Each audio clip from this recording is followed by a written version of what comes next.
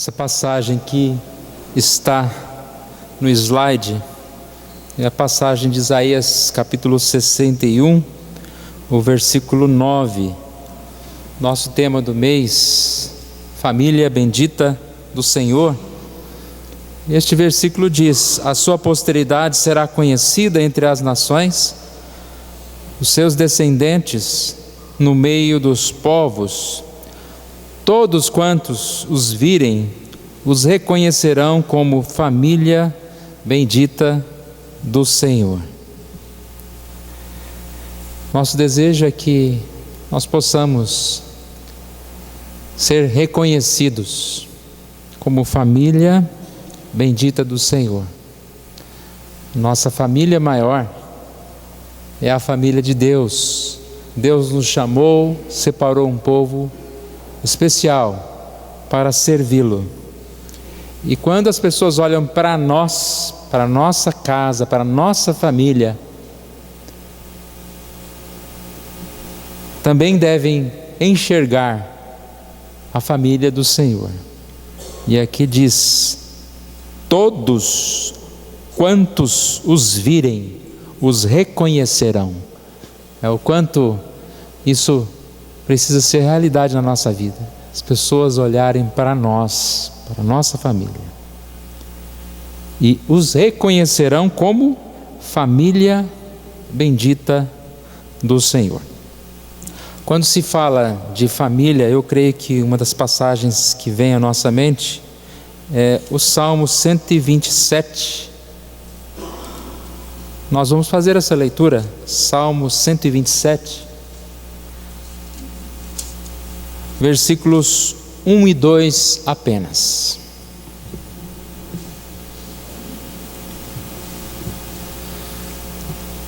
Se o Senhor não edificar a casa, em vão trabalham os que a edificam. Se o Senhor não guardar a cidade, em vão vigia a sentinela. Inútil vos será levantar de madrugada, repousar tarde, comer o pão que penosamente granjeastes. Aos seus amados ele o dá enquanto dormem. Vamos orar, irmãos. Pai querido, nós somos agradecidos a Ti, Senhor, por sermos reconhecidos pelo Senhor como família. Família, ó Deus, que foi resgatada do pecado e da morte, ó Deus.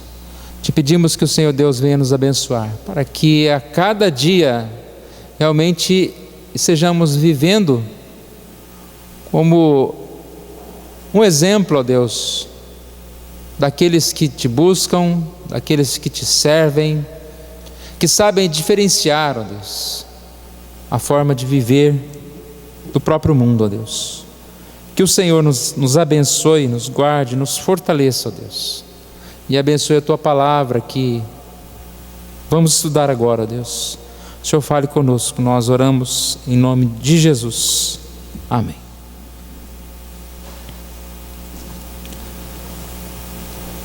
Uma família abençoada é uma família que anda conforme os caminhos do Senhor. E para que a gente possa andar conforme os caminhos do Senhor, nós temos que nos alimentar daquilo que é bom, daquilo que é santo.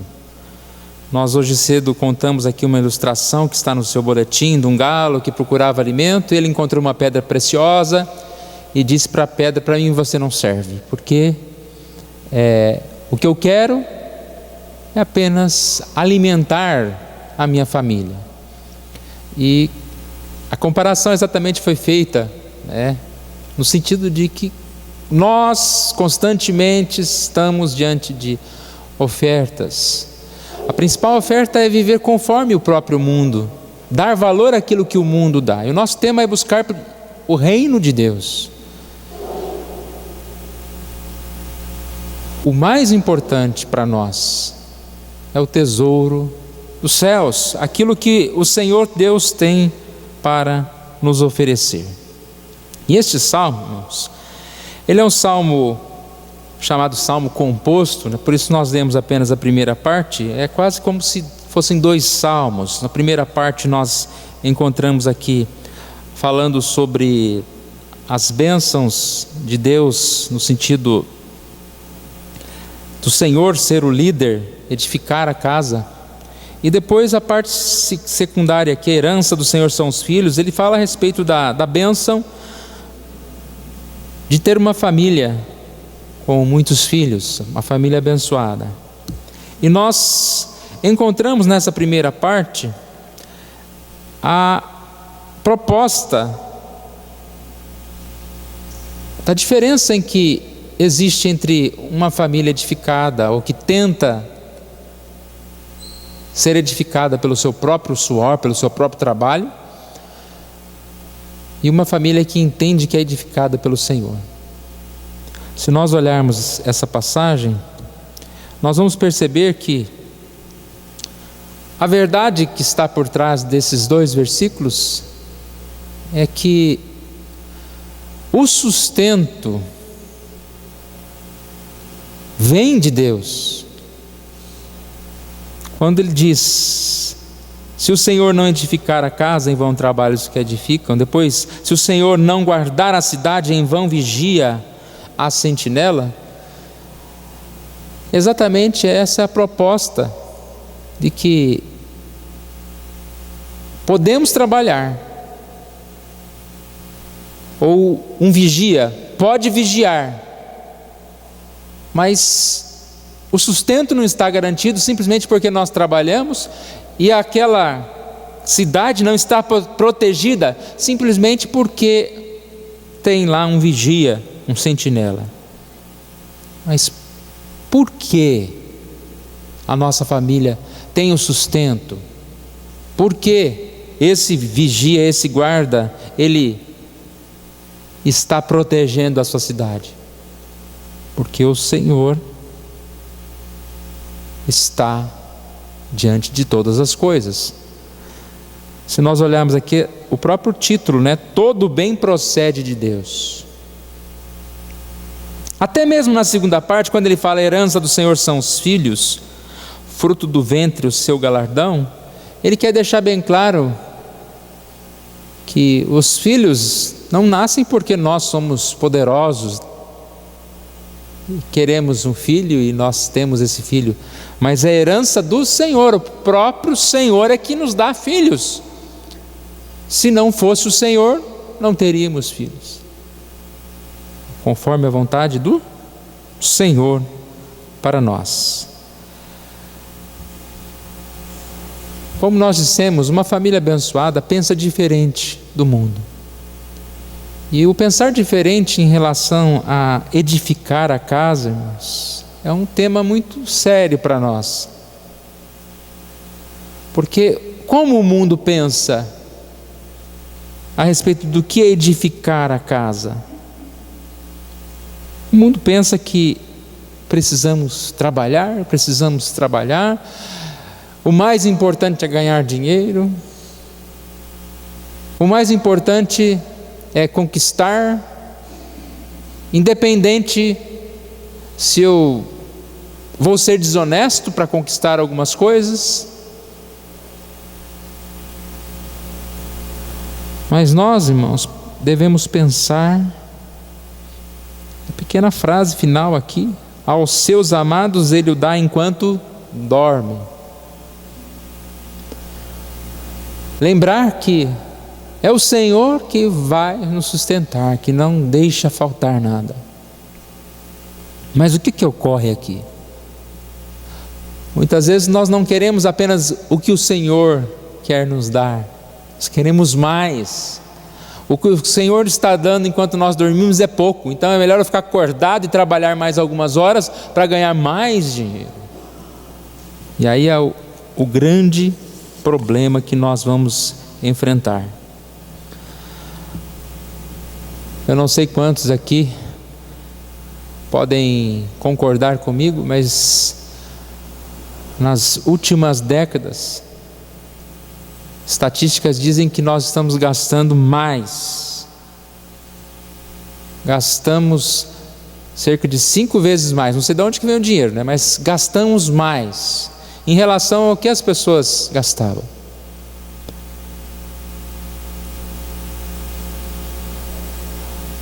O tal do supérfluo virou o quê?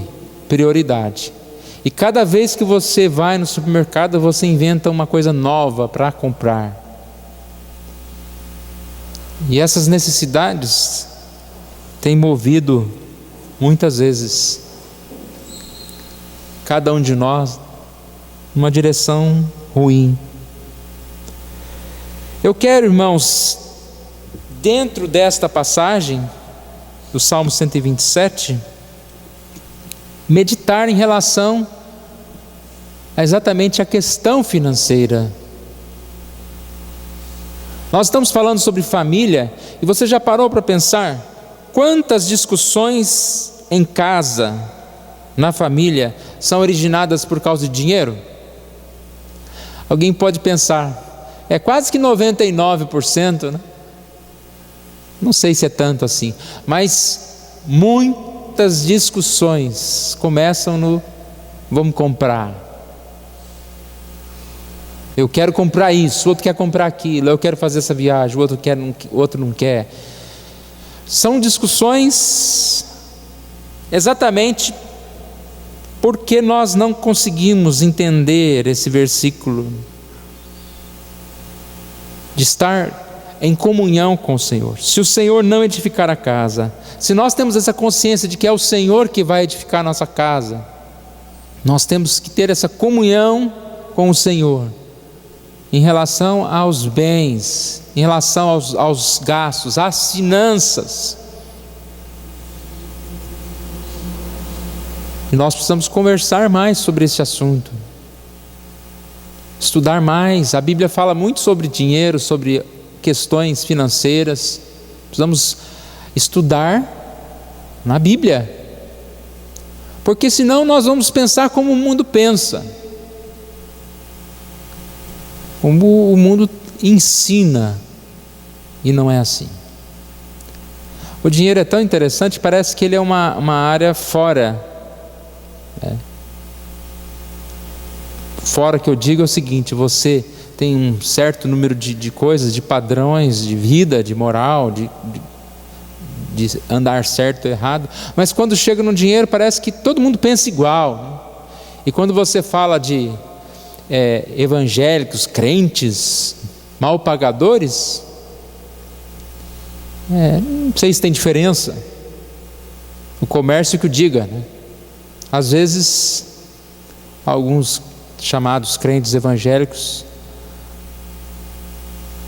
têm uma conduta pior do que o cristão.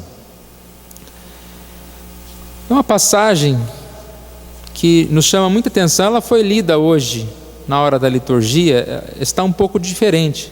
Lucas 16, versículo 11.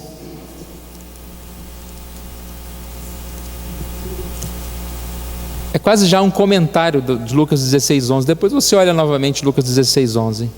Olha a seriedade do assunto. Assim, se vocês não forem dignos de confiança em lidar com as riquezas deste mundo ímpio, quem lhes confiará as verdadeiras riquezas?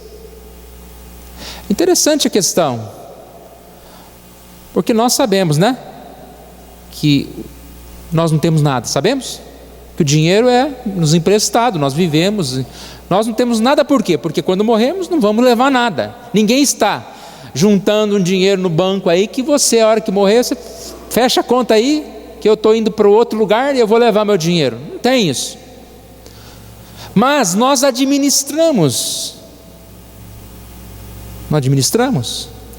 E o administrar do dinheiro, ele é bem complexo. Não é só como gastar, é como ganhar. E quando se fala como gastar, não é só gastar. Você sabia que o dinheiro que você recebe tem 3 coisas para fazer com ele? Gastar a gente sabe, né? A primeira. Segunda, ajudar o próximo. E a terceira, guardar, juntar. Você pode até fazer lá na sua casa lá umas 3 caixinhas e coloca lá: esse dinheiro aqui é o de gastar, esse dinheiro aqui é o de ajudar o próximo, e esse dinheiro aqui é o de guardar. A ideia aqui é que se nós não damos conta de nem administrar esse dinheiro que nós convivemos com Ele aqui? O Senhor nos confiará as verdadeiras riquezas? Então nós precisamos atentar para isso. Eu quero ler com os irmãos algumas passagens. A primeira se refere ao propósito de se usar o dinheiro. Provérbios 3:9. Honra o Senhor com os teus bens e com as primícias de toda a tua renda. Com que propósito nós devemos usar o dinheiro? Honra o Senhor com os teus bens. O que significa honrar ao Senhor? É só dar o dízimo? Não, né? Também dar o dízimo. Mas honrar ao Senhor com os nossos bens, além dos dízimos, das ofertas, como eu disse, ajudar o próximo, guardar, nós precisamos honrar comprando e pagando. É algo importante. Nós aprendemos uma nova modalidade, né, que é comprar e pagar, talvez algum dia, né, pagar parcelado. Comprando o necessário. Isso é muito difícil, comprar o necessário. Eu vou comprar nada. Comprar sem esbanjar, né?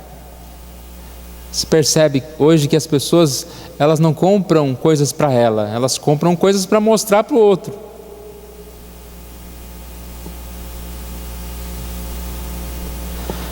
O que Paulo ensina sobre o suprimento das necessidades básicas? 1 Tessalonicenses 3. Essa passagem, ela fala sobre o trabalho. Se alguém não quer trabalhar, também não coma. Isso parece muito óbvio, mas às vezes a gente precisa lembrar. Nosso irmão disse na oração que tem muita gente desempregada, né? Tem. Mas infelizmente tem muita gente que não quer trabalhar também? Tem, né? Tem gente que não gosta de trabalhar. Quer ganhar dinheiro, quer serviço, mas não quer trabalho. Paulo está dizendo aqui que naquela época já tinha muitas pessoas que andavam desordenadamente, não trabalhando, antes intrometendo-se na vida alheia. A esses tais, porém, ordenamos e exortamos por nosso Senhor Jesus Cristo que, trabalhando sossegadamente, comam o seu próprio pão. Vós, porém, irmãos, não vos canseis de fazer o bem. Um pouco desgastante falar sobre isso, irmãos, mas às vezes nós não percebemos, né? É difícil enxergar essa realidade. É mais fácil enxergar o outro, né? Falar, não, fulano lá não trabalha, fulano lá depende da mãe dele, já está com 50 e poucos anos, sobrevive com o dinheiro dos pais. É fácil falar do outro, mas a gente precisa lembrar sempre disso, dessa responsabilidade de trabalhar. E aqui diz, coma do próprio pão. Eu achei interessante que a gente sempre cita o versículo 13, não vos canseis de fazer o bem, e ele está dentro desse contexto de trabalho. Não se canse de trabalhar. Mas a gente trabalha, e às vezes não consegue comprar as coisas, não consegue. O trabalho é assim mesmo. Aqui nós vamos trabalhar para comer e a fome vem de novo.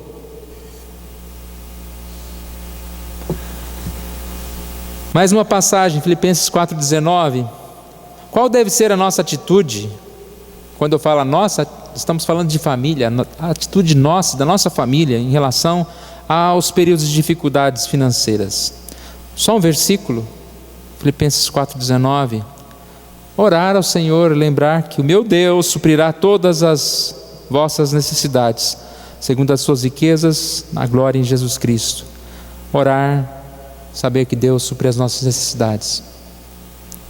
E principalmente na glória, Deus nos sustenta, nos dá a vida.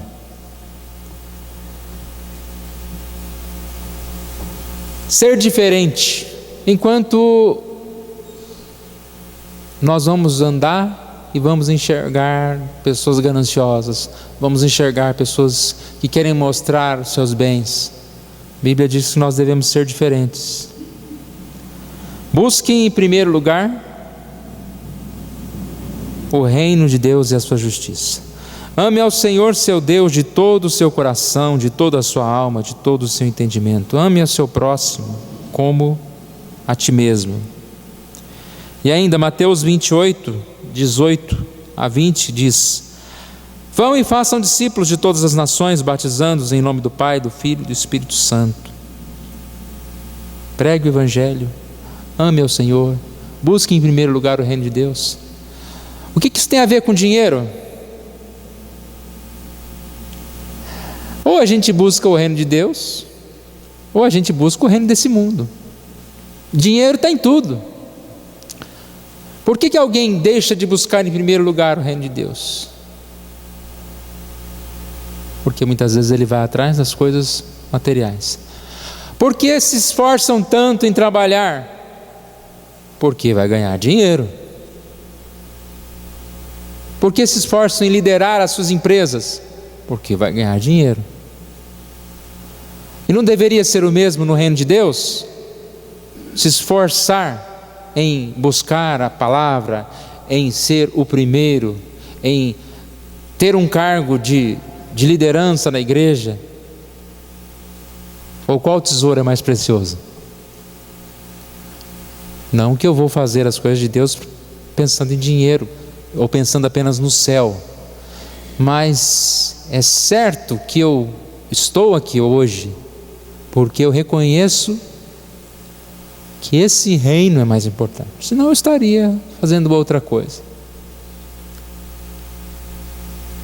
Porque outra coisa para fazer sempre existirá, né?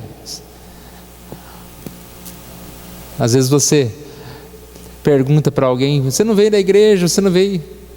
E um dia desses uma pessoa falou: olha, não pensa que eu sumi não, é que semana passada eu tive esse problema, essa semana teve uma visita lá em casa, essa semana... Sempre tem desculpa, não é verdade? Aí eu usei a palavra programe-se então. Não, vou me programar. Não é assim? Se a gente não se programar, nós vamos sempre ter alguma outra coisa para fazer. Busca o reino, ame ao Senhor, façam discípulos. Agora um grande alerta, Lucas 12, 15. Olha esse versículo, irmãos. Eu sei que todos conhecem ele, mas é um daqueles versículos que a gente conhece, mas de certa forma não pratica não. Cuidado, fiquem de sobreaviso contra todo tipo de ganância. A vida de um homem não consiste na quantidade dos seus bens. A vida de um homem não consiste na quantidade de seus bens. Você sabe disso? Nós sabemos disso. Por que então nós damos mais importância para uma pessoa que tem uma renda social mais elevada? Não damos mais importância? Às vezes sim, muitas vezes sim. Aquela velha questão, né? Entra um visitante todo arrumado, bonito, que parou um carrão bonito lá na porta e entra na igreja. Ou entra uma pessoa bem mais simples e senta no cantinho lá. Muitas vezes, irmãos, aquele que aparenta ter mais dinheiro, ele é mais saudado. As pessoas vão perguntar. E o outro entrou e saiu e ninguém viu. Aqui isso não acontece? Não sei, irmãos, mas isso é tão natural nosso. Não vou falar dos irmãos, vou falar de liderança de igreja. Por que muitas vezes, vou falar do pastor logo de uma vez, né, para acabar comigo. Por que muitas vezes vem um irmãozinho mais humilde e fala para o pastor: pastor, eu quero cantar isso, pastor, eu quero fazer aquilo, pastor, eu quero ter uma palavra, e o pastor fala: tá bom, então tá bom, depois a gente conversa. Aí vem aquele mais poderoso, o presbítero do dinheiro, e fala: pastor, eu quero fazer isso, pastor, segunda-feira vamos começar uma reunião de oração, pastor, amanhã. Aí o pastor ouve o presbítero: sim, claro, boa ideia, é porque eu não pensei nisso antes, vamos começar a reunião de oração segunda. Você não acha melhor fazer na segunda e na terça? Será que o pastor não faz isso? Pior que faz. O irmãozinho vai ficar um ano esperando para orar lá, para cantar a música dele, o mais humilde, mas deu atenção para aquele outro mais importante. Mas o versículo diz que a vida de um homem não consiste na quantidade de seus bens. E aqui diz: cuidado, porque isso é ganância, isso é uma doença do ser humano.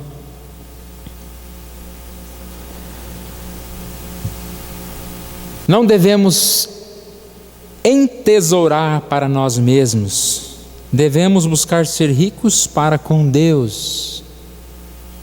Tudo isso que eu estou falando, irmãos, a gente tem que lembrar lá do Salmo 127. Se o Senhor não edificar a casa, em vão trabalham os que edificam. Inútil será levantar de madrugada, repousar tarde. A vida está tão difícil. Trabalha. O perigo que nós corremos de estar entesourando para nós mesmos e ficando cada vez mais pobre no reino de Deus. Não é perigoso isso? Hoje em dia está assim. É uma proposta de emprego, mas você tem que ir lá para a França e ficar 6 meses longe da sua família. Quando você voltar, você vai ter um curso de PhD, CCC, e você vai ganhar 3 vezes o seu salário. Alguém pensa 2 vezes? Eu preciso fazer isso. Eu vou cuidar da minha família. Que cuidado é esse que você vai dar para sua família? Dinheiro? Eu não estou dizendo que a gente não tem que pensar em dinheiro, mas o quanto a busca pelo dinheiro faz-nos ficar fracos pelo reino de Deus. É essa a questão. E aqui diz: não devemos entesourar para nós mesmos, mas devemos ser ricos para com Deus. Então são sempre problemas, irmãos, que nós temos que ver. Eu não estou dando aqui um exemplo. Se alguém receber um convite para ir para a França, ficar 6 meses, não é para você. Talvez seja bom você ir. É difícil você falar assim, né? Cada caso é um caso, cada família, cada. E você que tem que ver diante de Deus. Ninguém pode ficar julgando um ao outro aqui, não é esse o objetivo. Mas muitas vezes nós tomamos decisões erradas.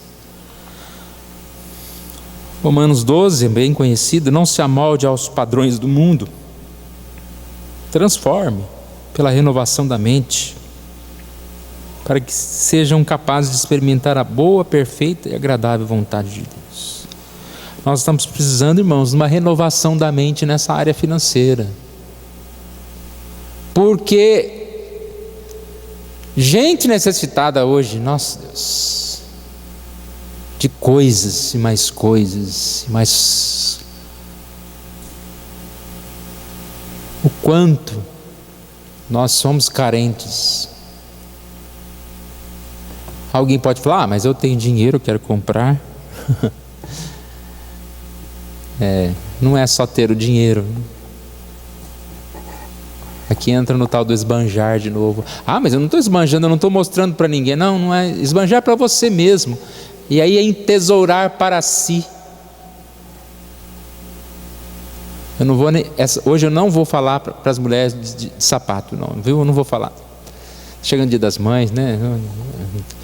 Mas homens, para que mais de 2 pares de sapatos, né? Gostou dessa? Boa.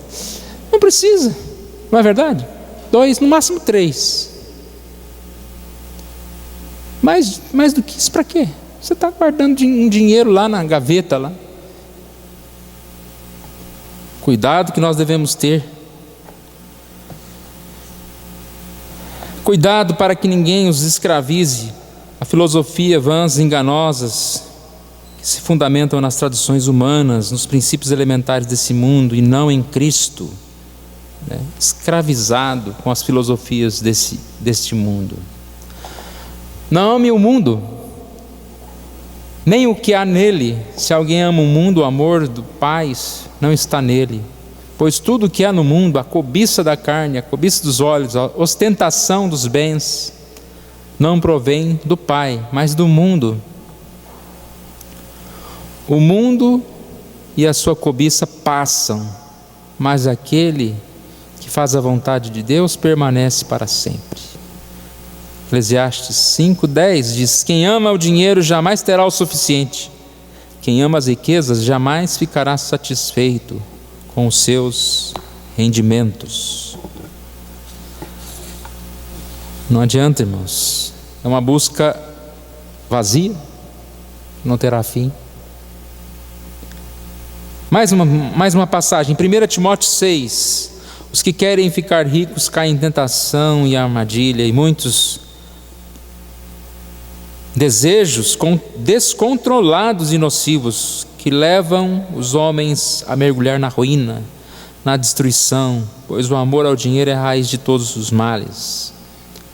Algumas pessoas, por cobiçarem o dinheiro, desviaram-se da fé, se atormentaram com muitos sofrimentos. Interessante que esse descontrole, amor ao dinheiro, ele é algo muito difícil de se identificar. É igual aquela pessoa que bebe, é alcoólatra, fala, não, eu só bebo socialmente, né? A pessoa bebe, não consegue ficar sem beber, e não, imagina, eu paro a hora que eu quiser, só que eu não quero, né? Esse que é o problema, eu não quero, eu paro, eu não quero. Então às vezes o dinheiro é parecido com isso, né? E você, sem querer, se mergulha nessa busca pelo dinheiro, pelas coisas. Não, mas eu não amo o dinheiro. Mas com os atos demonstra amar. Parece que ama. Com a forma que você vive, você parece que ama o dinheiro. E aí quando diz desviaram-se da fé, né? Exatamente, a primeira coisa que acontece para você saber se o dinheiro está atrapalhando a sua vida é se você está tão envolvido com as coisas desse mundo que você não tem mais tempo para Deus, para ler a Bíblia, para ir à igreja e para fazer outras coisas, porque está muito ocupado.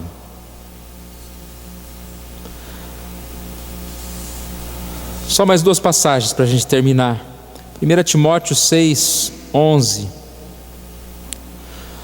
Você, porém, homem de Deus, fuja de tudo isso. Está falando sobre o desejo de ficar rico. Busque a justiça, a piedade, a fé, o amor, a perseverança, a mansidão. Combata o bom combate da fé. Tome posse da vida eterna. Quer ficar rico? Não entesoure para si, entesoure para Deus. Deus fala que nós podemos ser ricos. Fugir de tudo isso. Buscar a paz, a piedade, a mansidão. Quem tesoura para si está cometendo uma grande loucura. Lucas 12 diz: louco, essa noite te pedirão a tua alma, e o que tens preparado para quem será? Assim é o que entesoura para si mesmo e não é rico para com Deus. Entesoura para si mesmo. E aí quando nós falamos buscar as coisas desse mundo, não é só dinheiro, né? Mas buscar as coisas, dedicar todo o tempo àquilo que é somente desse mundo. Nosso desejo, irmãos, é que nós possamos ser a família bendita do Senhor. Essa família bendita do Senhor, que é conhecida pelo seu testemunho. E falamos no início que o grande problema da nossa casa muitas vezes são problemas relacionados ao dinheiro, né? Nós possamos pensar nisso. A forma que nós ficamos irados, nervosos por problemas financeiros, talvez seja também um sintoma, né? Uma marca aí do quanto nós estamos valorizando certas coisas, o quanto nós estamos distante do próprio texto do Salmo 127, de que é o Senhor que edifica a casa. Não somos nós, não é o nosso trabalho, não é a nossa forma de pensar, mas é o Senhor que edifica a nossa casa. Tudo que nós temos vem do Senhor. Vamos colocar em pé, irmãos, vamos orar ao nosso Deus. Deus querido, nós agradecemos a Ti pela Tua palavra, ó Deus, pedimos que o Senhor venha nos abençoar, nos ajudar, ó Deus, para que nós tenhamos a paz do Senhor, ó Deus, nas decisões diárias, ó Deus. E, ó Deus, que o Senhor nos ajude a viver em piedade, ó Deus, saber economizar, ó Deus, saber como gastar, Deus, ter controle e perceber que o que nós temos, o que o Senhor Deus tem nos dado, é com isso que nós devemos viver e podemos viver, ó Deus. Que o Senhor Deus nos ajude, tirando qualquer amor, qualquer busca, ó Deus, pelas coisas e pelos bens materiais, coisas desse mundo que perecem, ó Deus. Que sejamos ricos para o Senhor. É isso que nós te pedimos. Oramos em nome de Jesus. Amém.